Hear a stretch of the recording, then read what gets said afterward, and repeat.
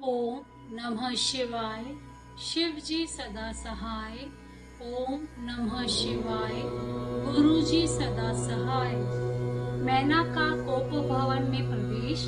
भगवान शिव का हिमवान के पास सप्त ऋषियों को भेजना तथा हिमवान द्वारा उनका सत्कार। सप्त ऋषियों तथा अरुंधति का और महर्षि वशिष्ठ का मैना और हिमवान को समझाकर पार्वती का विवाह भगवान शिव के साथ करने के लिए कहना। ब्रह्मा जी कहते हैं, ब्राह्मण रूपधारी शिव जी के वचनों का मैना के ऊपर बड़ा प्रभाव पड़ा और उन्होंने दुखी होकर पति से कहा, गिरिराज, इन वैष्णव ब्राह्मण ने शिव जी की जो निंदा की है उसे सुनकर मेरा मन उनकी ओर से बहुत खिन्न एवं विरक्त हो गया है। शैलश्रेय रुद्र के रूप शील और नाम सभी कुत्सित थे। मैं उन्हें अपनी सुलक्षणा पुत्री कदापि नहीं दूंगी। यदि आप मेरी बात नहीं मानेंगे तो मैं निसंदेह मर जाऊंगी। अभी इस घर को छोड़ दूंगी अथवा विष खा लूंगी। पार्वती के गले में फांसी लगाकर गहन वन में चली जाऊंगी अथवा उसे महासागर में डुबो दूंगी, परंतु अपनी बेटी को रुद्र के गले नहीं मरूंगी। ऐसा कहकर मैना तुरंत कोप भवन में चली गई और अपने हाथ को फेंककर रोती हुई धरती पर लौट गई। इधर भगवान शिव को इस बात का पता लगा। तब उन्होंने अरुंधति सहित सप्त ऋषियों को बुलाया तथा मैना के पास जाकर उन्हें समझाने की आज्ञा दी। शिव जी का आदेश प्राप्त कर भगवान शिव को नमस्कार करके वे दिव्य ऋषि आकाश मार्ग से उस स्थान को चल जहाँ हिमवान की नगरी थी। उस दिव्य पुरी को देखकर उन सप्तऋषियों को बड़ा विस्मय हुआ। वे हिमाचल पुरी की परस्पर प्रशंसा करते हुए सब ऐश्वर्यों से भरे पूरे हिमवान के घर जा पहुँचे। उन सूर्य तुल्य तेजस्वी सातों ऋषियों को दूर से आकाश के रास्ते आता देख हिमवान को बड़ा विस्मय हुआ। वे बोले, ये सात सूर्य तुल्य तेजस्वी मुनि मेरे पास आ रहे हैं। मुझे प्रयत्न पूर्वक इस समय इनकी पूजा करनी चाहिए। सबको सुख देने वाले हम गृहस्थ लोग धन्य हैं, जिनके घर पर ऐसे महात्मा पदार्पण किया करते हैं।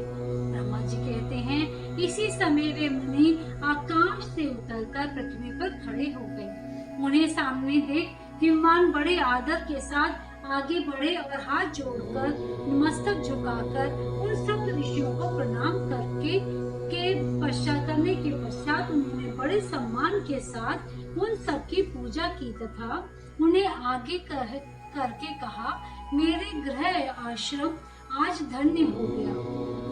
यूं कहकर उन्हें बैठने के लिए भक्ति पूर्वक आसन लाकर दिया। तब वे आसनों पर बैठ गए। तब उनकी आज्ञा लेकर हिमवान भी बैठे और वहां उन ज्योतिर्मय महर्षियों से इस प्रकार बोले।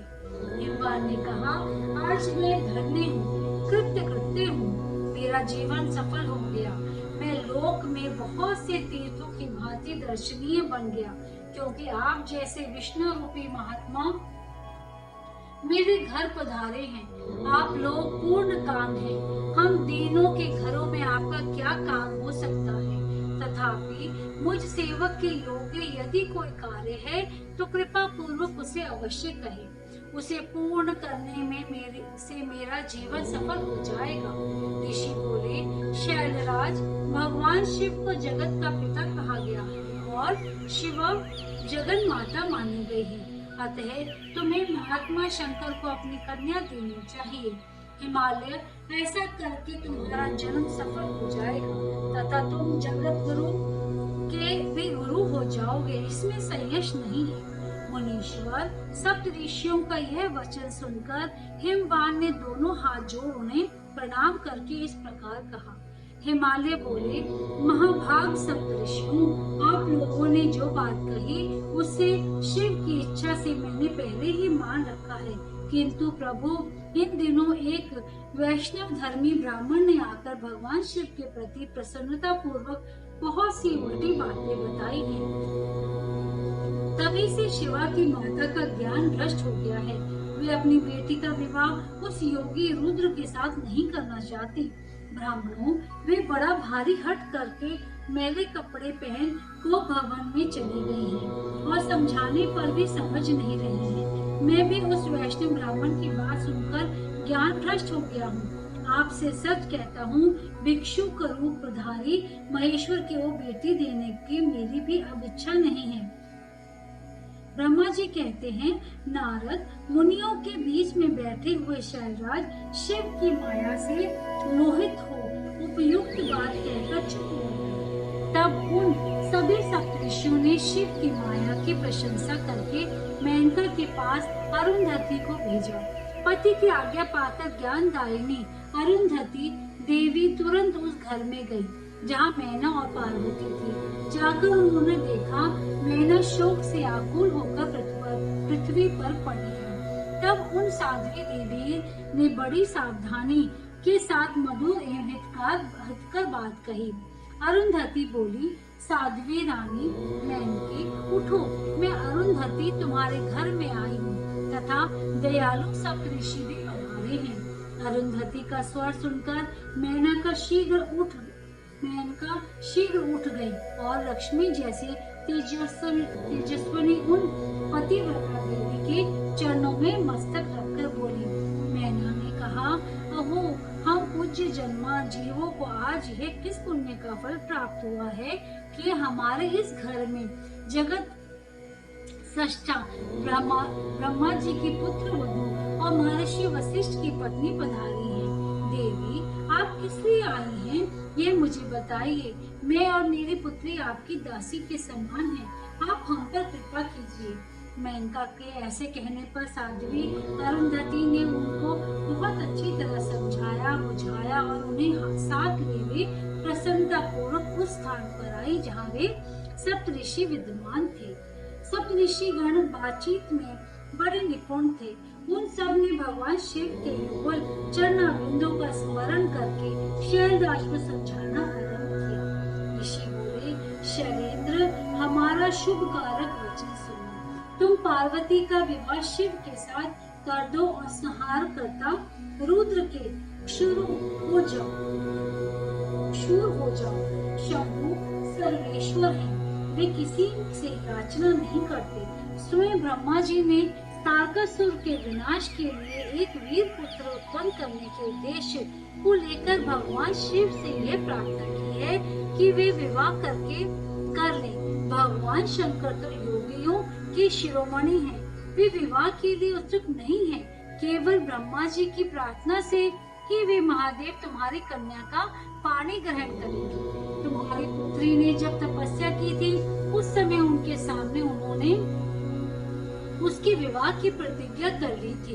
इन्हीं दो कारणों से वे योगी राज से विवाह करेंगे। ऋषियों की बात सुनकर हिमालय हंस पड़े और कुछ भयभीत हो विनय पूर्वक बोले। हिमालय ने कहा, मैं शिव के पास कोई रजोचित सामग्री नहीं देखता हूँ। उनका ना कोई घर है, ना ऐश्वर्य और ना कोई स्वजन या बंधु बांधव भी है। मैं अत्यंत निर्लिप्त योगी को अपनी बेटी देना नहीं चाहता। आप लोग वेद विधाता ब्रह्मा जी के पुत्र हैं, अतः अपना निश्चित विचार कहिए। जो पिता काम से, मोह से, भय से अथवा लोभ से किसी अयोग्य वर के हाथ में अपनी कन्या दे देता है, वे मरने के बाद नरक में जाता है। अतः मैं स्वेच्छा से भगवान शूरपाणि को अपनी कन्या नहीं दूंगा। इसीलिए महर्षियों, जो उचित विधान हो उसे आप लोग कीजिए। मुनीश्वर नारद हिमाचल के इस वचनों को सुनकर बातचीत करने में निपुण महर्षि वशिष्ठ ने मुझसे यूं कहा। वशिष्ठ बोले, शैलेश्वर, मेरी बात सुनो। यह सर्वथा तुम्हारे लिए हितकारक, धर्म के अनुकूल, सत्य तथा यह लोक और परलोक में सुखदायक है। शैलराज, लोक तथा वेद में 3 प्रकार के वचन उपलब्ध होते हैं। शास्त्र यज्ञ, पुरुष अपने निर्मल ज्ञान दृष्टि से उन सब प्रकार के वचनों को जानता है। एक तो वह वचन है जो तत्काल सुनने में बड़ा सुंदर प्रिय लगता है, परंतु पीछे वह असत्य एवं अहितकारक सिद्ध होता है। ऐसा वचन बुद्धिमान शत्रु ही कहता है, उससे कभी हित नहीं होता। दूसरा वह है जो आरंभ से अच्छा नहीं लगता, उसे सुनकर अप्रसन्नता ही होती है, परंतु परिणाम में वह सुख देने वाला होता है। इस तरह का वचन कहकर दयालु, धर्मशील, बांधव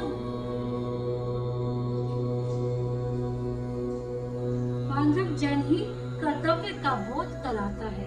तीसरी श्रेणी का वचन वह है जो सुनते ही अमृत के समान मीठा लगता है और सब काल में सुख देने वाला होता है। सत्य ही उसका सार होता है, इसीलिए वह हितकारक हुआ करता है। ऐसा वचन सबसे श्रेष्ठ और सबके लिए अभीष्ट है। शैलराज, इस तरह नीति शास्त्र में 3 प्रकार के वचन कहे गए हैं। इन तीनों में से तुम्हें कौन सा वचन अभीष्ट है? बताओ, मैं तुम्हारे लिए वैसा ही वचन कहूँगा।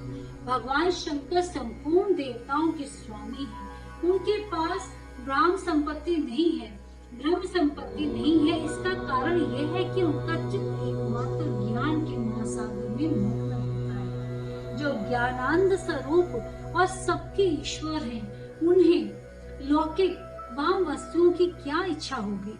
गृहस्थ पुरुष राज्य और संपत्ति से सुशोभित होने वाले वर को अपनी पुत्री देता है, क्योंकि किसी दीन दुखी को कन्या देने से पिता कन्याघाती होता है, उसे कन्या के वध का पाप लगता है। कौन जानता है कि भगवान शंकर दुखी हैं? कुबेर जिनके किंकर हैं, जो अपनी भ्रूभंग की लीला मात्र से संसार की सृष्टि और संहार करने में समर्थ हैं, जिन्हें गुणातीत परमात्मा और प्रकृति से परे परमेश्वर कहा गया है, सृष्टि, पालन और संहार करने वाली जिनकी त्रिविध मूर्ति की ब्रह्मा, विष्णु और हर नाम धारण करती है, उन्हें कौन निर्धन अथवा दुखी कह सकता है?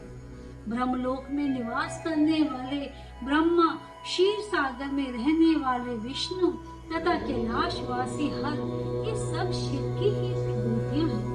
शिव से प्रकट हुई प्रकृति भी अपने अंश में से 3 प्रकार की मूर्तियों को धारण करती है। जगत में लीला शक्ति से प्रेरित हो वे अपनी कला से बहुत सा रूप धारण करती है।